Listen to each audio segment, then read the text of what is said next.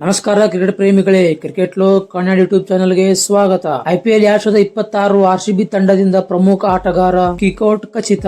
Indian Premier league 2026 ಆರಂಭಕ್ಕೂ ಮುನ್ನ ಹಾಲಿ champion Royal Challengers Bengaluru RCB ತಂಡ ಕೆಲ ಆಟಗಾರರನ್ನು ಕೈ ಬಿಡುವುದು ಖಚಿತ. ಅದರಲ್ಲೂ ಭಾರತೀಯ ವೇಗಿಗ ಆರ್ಸಿಬಿ ತಂಡದಿಂದ ಗೇಟ್ ಪಾಸ್ ಸಿಗುವ ಸಾಧ್ಯತೆ ಹೆಚ್ಚಿಸಿದೆ. IPL 2026 Indian Premier League season 19ರ ಮಿನಿ ಹರಾಜಿಗೂ ಮುನ್ನ ರಾಯಲ್ ಚಾಲೆಂಜರ್ಸ್ ಬೆಂಗಳೂರು ಆರ್ಸಿಬಿ ತಂಡದಿಂದ ಪ್ರಮುಖ ವೇಗಿಯೊಬ್ಬರು ಹೊರಬೀಳುವುದು ಬಹುತೇಕ ಖಚಿತ. ಇದಕ್ಕೆ ಮುಖ್ಯ ಕಾರಣ ಈ ಆಟಗಾರನ ವಿರುದ್ಧ ಕೇಳಿ ಬಂದಿರುವ ಅತ್ಯಾಚಾರ ಆರೋಪಗಳು. ಹೌದು, ಆರ್ಸಿಬಿ ತಂಡದ ಎಡಗೈ ವೇಗಿ ಯಶ್ ದಯಾಳ್ ವಿರುದ್ಧ ಲೈಂಗಿಕ ದೌರ್ಜನ್ಯ ಆರೋಪ ಕೇಳಿ ಬಂದಿದೆ. ಈ ಸಂಬಂಧ ಉತ್ತರ ಪ್ರದೇಶದ ಗಾಜಿಯಾಬಾದ್ ಠಾಣೆಯಲ್ಲಿ ದಯಾಳ್ ವಿರುದ್ಧ ಪ್ರಕರಣ ದಾಖಲಾಗಿದೆ. ಇತ್ತ ಎಫ್ಐಆರ್ ದಾಖಲಾಗಿರುವ ಕಾರಣ ಯಶ್ ದಯಾಳ್ ಅವರನ್ನು ಬಂಧಿಸುವ ಸಾಧ್ಯತೆ ಇದೆ. ಯಶ್ ದಯಾಳ್ ಅವರು ನನ್ನನ್ನು ಮದುವೆ ಮಾಡಿಕೊಳ್ಳುತ್ತೇನೆ ಎಂದು ಬೆಳೆಸಿಕೊಂಡಿದ್ದಾರೆ, ಅಲ್ಲದೆ ಮಾನಸಿಕ ಮತ್ತು ದೈಹಿಕ ಕಿರುಕುಳ ನೀಡಿದ್ದಾರೆ ಎಂದು ಇತ್ತೀಚೆಗಷ್ಟೇ ಯುವತಿಯೊಬ್ಬಳು ಸೋಷಿಯಲ್ ಮೀಡಿಯಾದಲ್ಲಿ ಆರೋಪಿಸಿದಳು. ಅಷ್ಟೇ ಅಲ್ಲದೆ ಈ ಸಂಬಂಧ ಉತ್ತರ ಪ್ರದೇಶದ ಮುಖ್ಯಮಂತ್ರಿ ಯೋಗಿ ಆದಿತ್ಯನಾಥ್ ಅವರಿಗೂ ಪತ್ರ ಬರೆಯುವುದಾಗಿ ತಿಳಿಸಿದರು. ಇದರ ಬೆನ್ನಲ್ಲೇ 17 ವರ್ಷದ ಅಪ್ರಾಪ್ತ ಬಾಲಿಕೆಯ ಮೇಲೆ ಅತ್ಯಾಚಾರ ಎಸಗಿದ